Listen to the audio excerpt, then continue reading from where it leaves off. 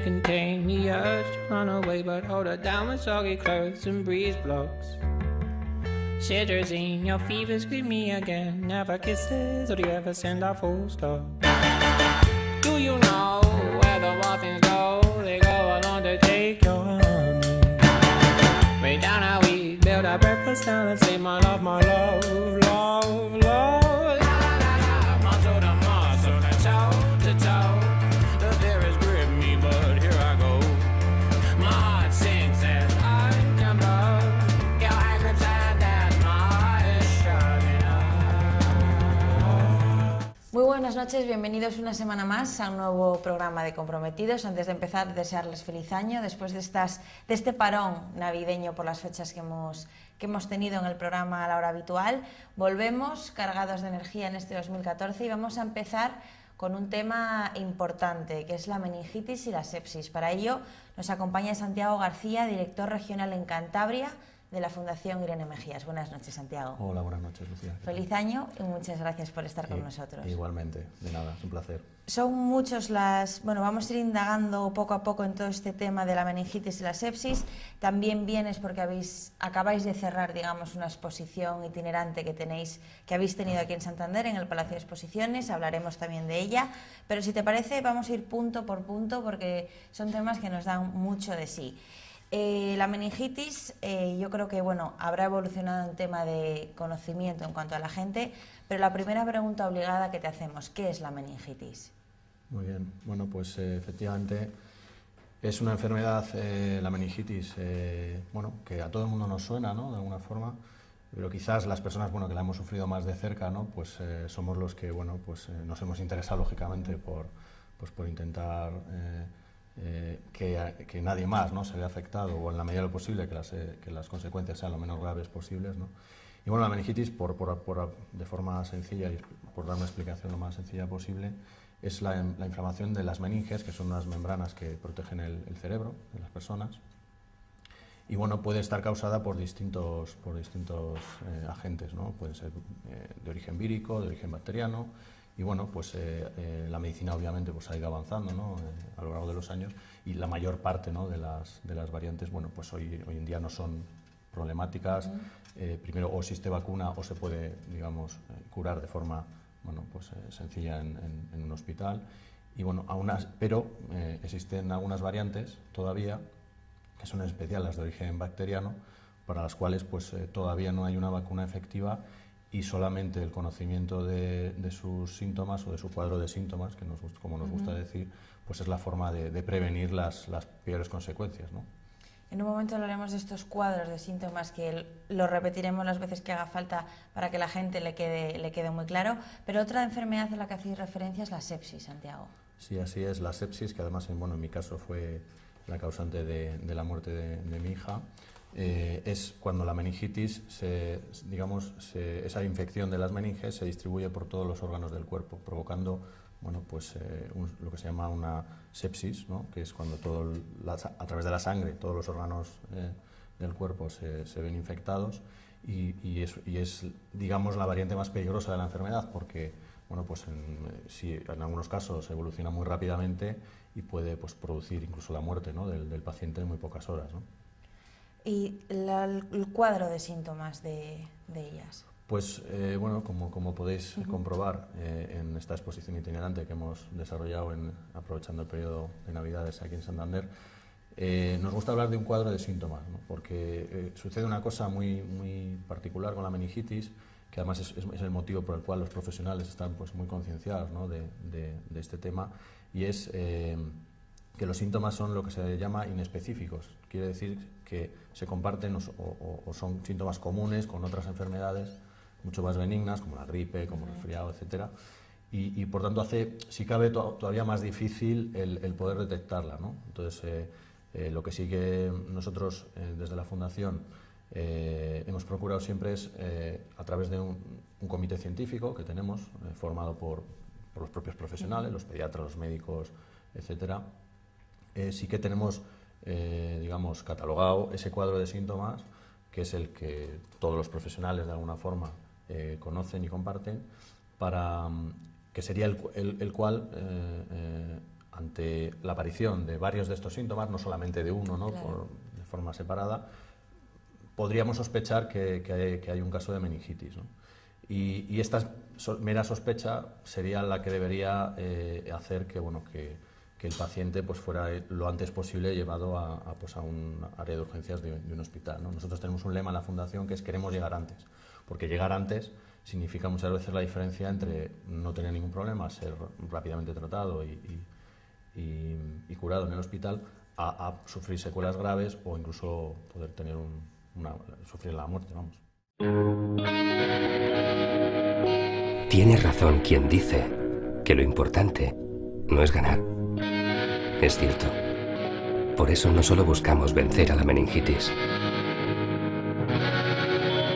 Queremos llegar antes de que la enfermedad se manifieste.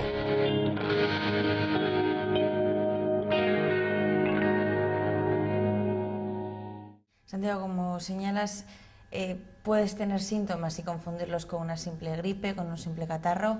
Si uno de nuestros hijos, de nuestros sobrinos, de lo que sea, ¿cómo es posible llegar antes? ¿Cómo es posible darle? Porque generalmente cuando en casa un niño pequeño pues tiene fiebre, tiene unos pequeños vómitos, pues es lo que tú dices, todo el mundo pensamos, bueno, pues una aspirina, tiene una simple gripe.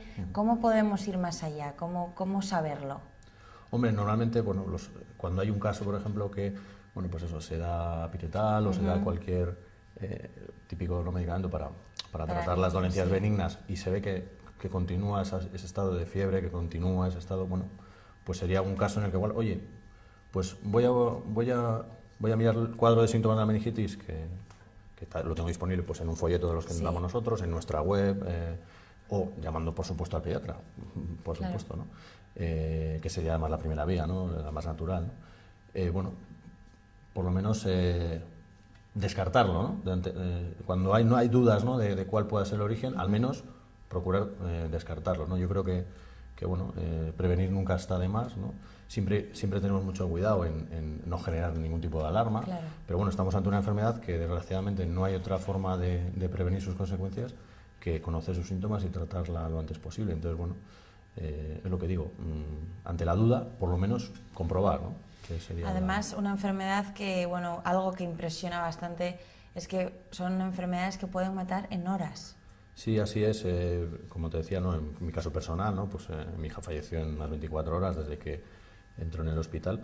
Bueno, en mi caso particular, bueno, probablemente fue una variante muy digamos, belicosa, ¿no? de la bacteria, y incluso siendo tratada en el hospital de forma, pues, con antibióticos y tal, pues no hubo forma, ¿no? de recuperarla. Pero bueno, en la mayor parte de los casos, las tasas de recuperación de los pacientes en Valecilla, en hospitales cercanos, ¿no? de nuestro entorno, es muy alta, ¿no? O sea, por eso la clave es llegar al hospital. El diagnóstico temprano y llegar al hospital. Santiago, y estas personas, estos niños, niñas que sobreviven, en algunos casos tienen algún tipo de discapacidades o secuelas. Pues sí, desgraciadamente hay un porcentaje también de casos en los cuales, aunque no se produce el fallecimiento del paciente, pues puede haber secuelas graves que incluyen, bueno, pues casos incluso de ceguera, de sordera, amputación de miembros, bueno, temas pues muy duros, ¿no? para las familias, ¿no? Y para la vida posterior, ¿no? de esa persona, ¿no? Y bueno, eso es un área también que nosotros desde la Fundación trabajamos, ¿no? Y es el apoyo a los afectados. Bueno, pues apoyo, por supuesto, personal y moral, ¿no? Y de todo tipo, pero incluso también desde el punto de vista económico, ¿no? Que es una de las partes de la actividad de nuestra fundación, ¿no? Esas familias que se quedan, bueno, con un familiar en este estado, pues bueno, pues normalmente tienen pues unos sobrecostes, ¿no? para la vida diaria, ¿no? Que bueno, pues que de alguna forma intentamos mitigar, ¿no? Desde la fundación, con nuestros escasos recursos, pero en la medida de lo posible. En unos minutos hablaremos también un poco de esa fundación, Irene Mejías. Una vez que se diagnostica, que conseguimos ese diagnóstico a tiempo, ¿cómo se trata la meningitis? Bueno, eso le corresponde sobre todo le correspondería a un profesional, ¿no? Explicarlo más en detalle. Nosotros sí que lo que hemos trabajado en los últimos 2-3 años es, bueno, curiosamente, a pesar de ser una enfermedad como estamos comentando, ¿no? Pues con unas consecuencias bastante graves y que es muy importante su atención lo antes posible, no existía en España un protocolo unificado de atención sanitaria, de atención médica, tanto en atención primaria como en los hospitales.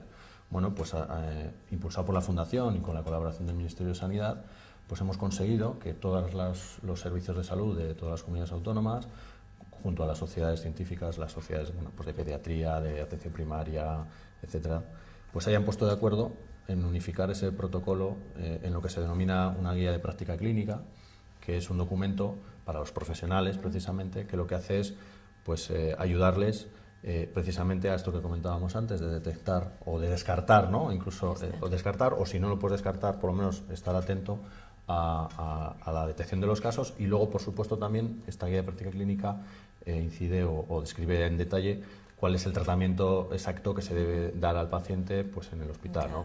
Pues con qué tipo de antibiótico, etcétera, etcétera, ¿no?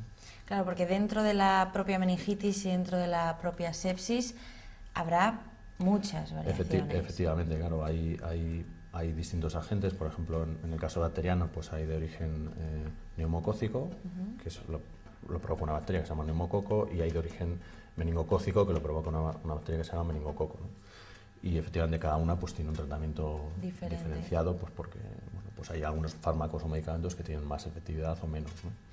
Y a la hora de padecer esta enfermedad, ¿hay algún grupo en función de la edad que sea más vulnerable a sufrirla? Sí, pues efectivamente probablemente pues que cuando somos más pequeños pues todavía el cuerpo pues tiene menos defensas, etcétera, pues son los más pequeños los más afectados, ¿no? La mayoría de casos se dan entre 0 y 5 años, luego hay un pequeño repunte también de 17 a 21 años, y aunque puede afectar a todas las edades, hay casos de gente pues, de edad avanzada, pero efectivamente la mayoría de los casos suceden con niños de muy corta edad, lo cual hace todavía pues, más duro las consecuencias, ¿no? De cuando hay un caso, ¿no? Insistimos mucho en el cuadro de síntomas, en un diagnóstico temprano. Muchos años lleváis trabajando en esto, en difundir la información. ¿Hasta qué punto crees que está concienciada la población o que simplemente conoce?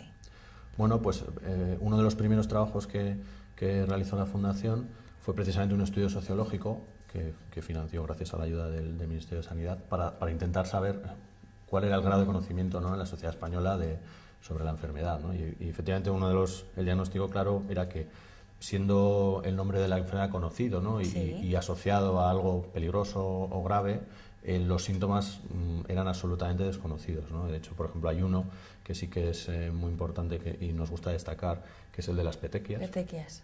Que está asociado sobre todo a la sepsis, que es cuando esa infección que decíamos antes de todo el cuerpo, y que son unas manchas rojas que pueden surgir en cualquier punto del cuerpo. Una cosa muy importante es que siempre la exploración pediátrica tiene que hacerse con el niño sin ropa, desnudo, ¿vale?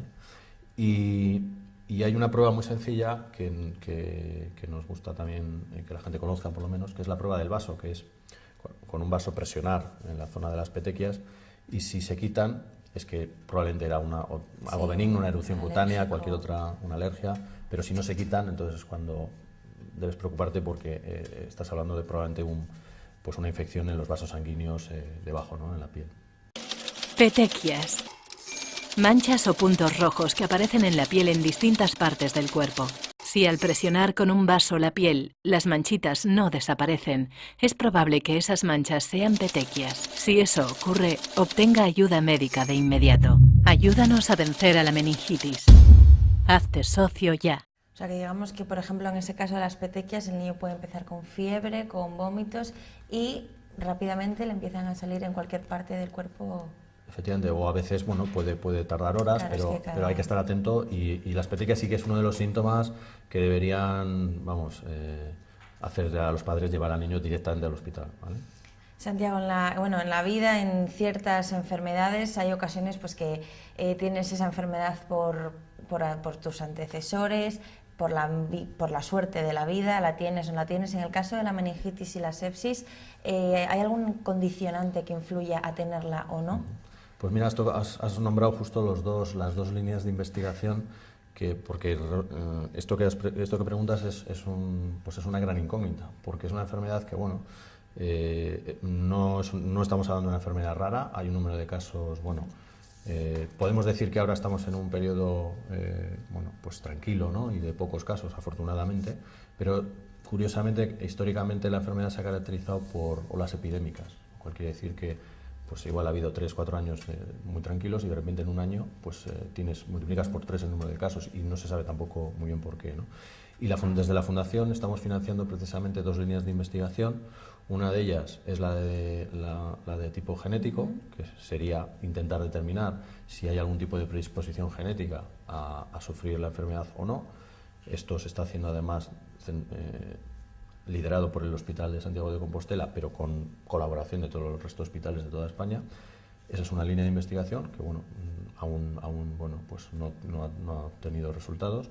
Y hay otra línea de investigación que es intentar determinar si es que en algunas regiones que tienen más incidencia, como por ejemplo todo el norte de España y en particular Cantabria, tenemos más incidencia que la media nacional, es motivado porque las bacterias que circulan en la garganta de las personas aquí en estas regiones pues son más virulentas o tienen alguna particularidad que las hace que provoquen más casos, etcétera, ¿no? Son los dos motivos, ¿no?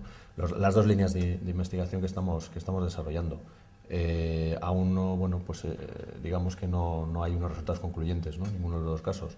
Lo cierto es que hoy por hoy, bueno, pues salvo el conocer los síntomas, no hay nada que te predetermine que puedas sufrirla más que otra persona. Y en cuanto al tema de los contagios, porque yo, por ejemplo, recuerdo pues en la época de colegio, como tú dices, ahora es un periodo tranquilo, pero ha habido momentos de alarma. Yo creo recordar en época de colegio que te vacunaban, que igual uno de los niños se ponía enfermo con meningitis. ¿Cómo es este tema del contagio? Vale. Bueno, para empezar, la meningitis no es que se contagie la meningitis. Vamos a intentar explicarlo. Sí. La meningitis está causada por una bacteria que circula normalmente en las gargantas de las personas. Lo que pasa es que el 99,999% de la gente es inmune, ¿vale? ¿Qué sucede? Que cuando se da la desafortunada circunstancia de que una de estas bacterias muta en una variante muy virulenta y le afecta a una persona que por lo que sea en ese momento está con las defensas bajas, etcétera, etcétera, cuando se juntan esos 2 factores puede haber un caso, ¿vale? Pero que haya un caso no significa que tengan que haber un caso en las personas que están alrededor. Claro. Lo que pasa es que lo que sí se hace siempre desde salud pública es dar un tratamiento de profilaxis, que no es más que una pastilla de antibiótico muy fuerte, para que si es que esa bacteria está en las gargantas de las personas alrededor, por lo menos eliminarla, ¿vale? Que sería pues la medida preventiva que se hace cuando hay un caso. Importante que no dejemos pasar por alto y nos cuentes todo el tema de las vacunaciones. Bien, comentábamos al principio que bueno, pues evidentemente la medicina ha ido avanzando y ha ido desarrollando vacunas para la mayor parte de los tipos de meningitis. También hay que hablar que, por ejemplo, mientras en Europa la de origen vírico, por ejemplo, que es un poco más benigna que la de origen bacteriano, pero también bueno, pues tiene unas consecuencias graves, o incluso en una epidemia, por ejemplo, como en los años 90, hubo también casos de fallecimientos. Pues en Europa, así como en Europa está erradicada porque la vacuna está incluida en el calendario vacunal, hay zonas del mundo donde, por ejemplo en el centro de África, donde pues, bueno, como no tienen recursos para financiar esta vacuna, pues está muriendo la gente de esa variante, ¿no? En Europa occidental, la variante que sigue sin tener vacunación es la de origen bacteriano. Bueno, con matices, porque en enero de este año se ha aprobado por fin la primera vacuna en principio efectiva contra la meningitis bacteriana y bueno, está ahora mismo en estudio por parte de las autoridades nacionales de todos los países de la Unión Europea para su implantación. Los primeros van a ser el Reino Unido y esperamos, lógicamente, y vamos desde luego a impulsarlo y a pedirlo con todas nuestras fuerzas, que España sea pues el siguiente país, porque España es uno de los países con más casos dentro de la Unión Europea. Todo vuestro trabajo lo podemos englobar dentro de la Fundación Irene Mejías. ¿Qué nos cuentas de esta fundación? Bueno, pues la Fundación Irene Mejías, que lleva el nombre de la hija del fundador, Jorge Mejías, bueno, pues es una fundación sin ánimo de lucro, la única en España que lucha contra la meningitis. Representamos a España en organismos internacionales de asociaciones de pacientes, ¿no? Vinculados a este tema.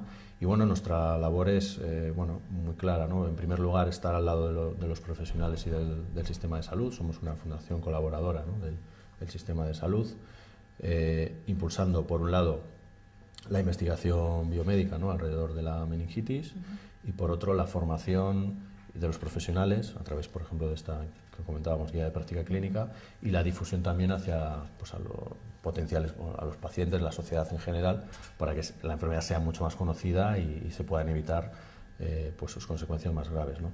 Y luego, por último, pues, o en primer lugar, sí, diríamos, ¿no?, evidentemente, pues al ser la mayoría de los miembros de la Fundación pues personas que hemos sufrido la pérdida de un familiar cercano, pues ser un primer apoyo para los afectados, ¿no?, y poder asesorarles, ayudarles, incluso hasta económicamente, ¿no?, cuando hay casos pues muy duros, ¿no?, en entornos familiares pues complicados. Y bueno, pues yo creo que bueno, la verdad que no nos aburrimos, desde luego, desgraciadamente, ¿no? La verdad que este año ha sido muy esperanzador, ¿no?, el 2013 que acaba de terminar, porque bueno, pues tanto la guía de práctica clínica, el tema de la nueva vacuna, bueno, como bueno, toda la labor de difusión que venimos desarrollando, bueno, pues la verdad que estamos contentos y bueno, confiamos en que los próximos años pues podamos incluso hablar de un mundo libre de meningitis, ¿no?, que es nuestro objetivo último, ¿no? Hola, les voy a contar una historia acerca de la importancia del tiempo. Esta historia es sobre una joven de 17 años llamada Irene. Irene, un viernes por la tarde, empezó a encontrarse mal, le dolía la cabeza, tenía fiebre, debilidad muscular en general, sobre todo en las piernas. En el centro de salud de su localidad le fueron practicadas las pruebas para descartar la meningitis, que dieron como resultado negativo. Le fue prescrito ibuprofeno como analgésico y antipirético y fue enviada a casa. Unas 10 horas más tarde, en la madrugada del sábado, Irene presentaba grandes derrames y hematomas por todo su cuerpo, brazos, piernas, tronco. Sus padres comprendieron entonces que algo muy grave le estaba sucediendo a Irene. No sabían lo que le pasaba, pero aquellas manchas no presagiaban nada bueno. Inmediatamente la llevaron al hospital más cercano e ingresó en el servicio de urgencias. Por entonces, los padres de Irene estaban profundamente preocupados y confundidos. Irene fue ingresada en la unidad de cuidados intensivos del hospital. Sus padres no sabían lo que les esperaba. Después de unas horas de espera a la puerta de la UCI, un doctor les dijo a sus padres que Irene tenía sepsis, una variedad de la meningitis. El doctor incluso les explicó de qué tipo de sepsis se trataba, pero incluso así sus padres no sabían distinguir entre los diversos tipos. Ahora todo lo que podían hacer era sentarse y esperar. Irónicamente, cada minuto entonces parecía prolongarse durante horas, y no podían ayudarse echándose la culpa a sí mismos. ¿Podrían haber reaccionado más rápidamente? Como en el caso de muchos otros padres, la aparente normalidad de Irene en las primeras etapas de la enfermedad les había confundido. Me temo que esta historia no tiene un final feliz. Aunque el equipo médico del hospital hizo todo lo posible, usando todos los aparatos y fármacos disponibles a día de hoy, Irene, una vez sedada al poco tiempo de entrar en la UCI, ya nunca más despertó. Tras 5 días en ese estado de inconsciencia, Irene presentó un electroencefalograma plano durante más de 2 horas, por lo que hubo de certificarse su muerte. Aunque los padres de Irene reaccionaron como otros padres ante la misma situación, no podían dejar de preguntarse si les habría ayudado el poder reconocer los síntomas de alerta con mayor rapidez, si las cosas habrían sido diferentes en caso de que hubieran llevado antes a Irene al hospital. Yo lo debería saber, porque soy el padre de Irene.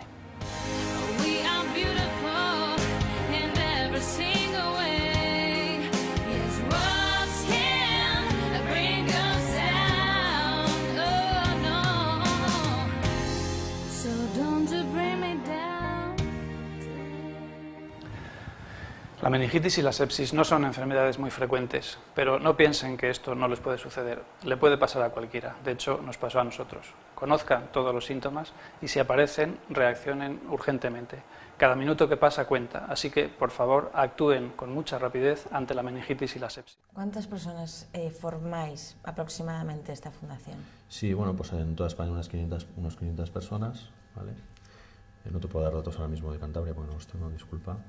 Y bueno, lo que sí, nosotros estamos abiertos a cualquier tipo de colaboración. Tenemos una web que es www.contralameningitis.org y bueno, a través de esta web se puede acceder, bueno, tanto a lo que es la actividad propia de la Fundación como a todos los contenidos relativos a los cuadros de síntomas. Se puede donar cualquier cantidad de dinero, es voluntario, y bueno, también información sobre, por supuesto, los proyectos de investigación que estamos financiando, y bueno, pues cualquier ayuda evidentemente pues es bienvenida, ¿no? Santiago, hasta el pasado 8 de enero habéis tenido aquí en Santander, en el Palacio de Exposiciones, como comentábamos al principio del programa, una exposición itinerante de la meningitis y la sepsis. Cuéntanos qué tal ha ido, cómo lo han acogido los santanderinos. Muy bien, pues en primer lugar hay que decir que bueno, estamos muy agradecidos al Ayuntamiento de Santander por habernos cedido un espacio pues, tan atractivo, ¿no? para lo que era el objetivo de la muestra o de la exposición, como es el Palacio de Exposiciones en paralelo con el Navipark, ¿no? Con el Parque Infantil de Navidad. Bueno, pues eso hace que, bueno, pues estimamos que más de 10.000 niños pues han pasado por allí con sus padres, sus abuelos, sus cuidadores, etcétera, y bueno, pues han podido al menos, pues poder leer, ¿no? Y de forma, como podéis ver aquí, bueno, pues son unos contenidos pues bastante sencillos y muy visuales. Explicados, muy visuales. Y también el tema de los folletos, ¿no? Para llevarse a casa. Y bueno, pues la verdad que los folletos han gastado, lo cual quiere decir que por lo menos bueno, pues ha habido cierto interés, ¿no? Y bueno, la verdad que la exposición está viajando por 10 ciudades españolas, ha pasado por Madrid, Villanueva de la Cañada, que es la sede de la Fundación, por Galicia, Vigo, Santiago y La Coruña, y después de Santander va hacia Castilla y León, Valladolid, Segovia, y luego luego Barcelona y Andalucía también, con Córdoba, Sevilla y Málaga. Bueno, pues la idea es lo que comentaba, ¿no? Por lo menos que la enfermedad sea más y mejor conocida, ¿no? Por el público en general, para bueno, pues el objetivo final, que es intentar evitar que otras personas pasen por lo que hemos pasado nosotros, ¿no? Santiago, se nos va acabando el tiempo. ¿Algo que quieras resaltar o que se nos haya podido escapar? Bueno, únicamente pues un mensaje final de que cualquiera que no conozca bien o que tenga cierta preocupación, que tenga niños pequeños, bueno, pues que se informe, que los contenidos están ahí en nuestra web, vuelvo a repetir, www.contralameningitis.org, y bueno, y si está dispuesto incluso a poder ayudarnos en cierta forma, a colaborar, pues bienvenido sea. Santiago, ¿lograremos un mundo sin meningitis? Yo creo que sí, sin duda. Muchísimas gracias por habernos acompañado y por habernos enseñado tanto esta noche. Muy bien, a vosotros. Y a todos ustedes, ya han visto, de verdad, de corazón yo les animo a que colaboren con esta fundación y recuerden lo importante que es el cuadro de síntomas y un diagnóstico temprano para evitar una consecuente desgracia, podríamos decir. Muchísimas gracias por habernos acompañado y los esperamos el próximo domingo en un nuevo programa de Comprometidos.